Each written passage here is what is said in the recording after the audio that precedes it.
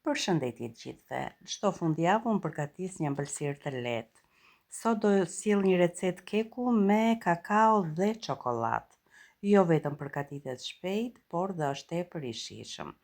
Filloj me përgatitjen. Do ja u sjell masat edhe me gramatura, por edhe me masa kuzhine. Në tas kam shtuar 4 vezë, shtoj një gotë 200 ml me sheqer, një bustin vanilje. Do ta përziej me këtë rasin elektrik për 5 minuta derisa vezët të shkumohen.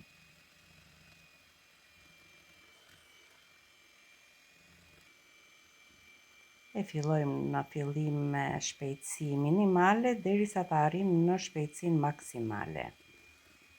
Në këtë moment vezët janë gati, shtojmë gjysmë gote me vaj. Gotat janë 200 ml dhe i takon 100 ml vaj. Kam nga ky paketimi 200 ml të panës, pana për ëmbëlsira sigurisht. Do marrim lëkurën e një limoni.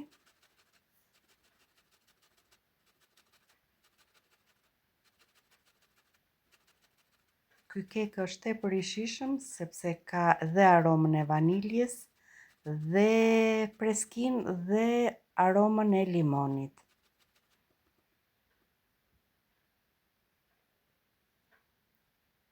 I marrim edhe lëngun limonit.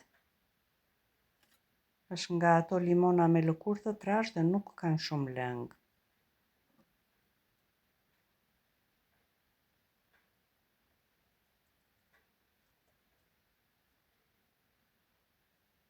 E shtojmë në tas, i bëjmë një përzierje. Në këtë moment largojmë rasin elektrik dhe do ta përfundojmë me dorë. Shtuam një gotë me miell, shtojmë 4 lugë të gjellës me kakao. Shtojmë gotën e dytë me miell. Gotat mbajnë 200 ml nëse do mbusheshin me ujë. Shtojmë një bustin nga ky fryrësi për ëmbëlsira. Vazhdojmë ta përziejmë, gjithmonë unë një gotë me miell e lë në fund. Do shtojmë vetëm gjysmën e sasisë së gotës dhe në total kjo mori 2 gota e gjysmë me miell, ndërsa në gramatura janë 250 gram miell. Pastrojmë vendin, e vendosim në një formë keku, perimetri së cilës është 26 cm, e kam lyer me vaj dhe pudrosur me miell.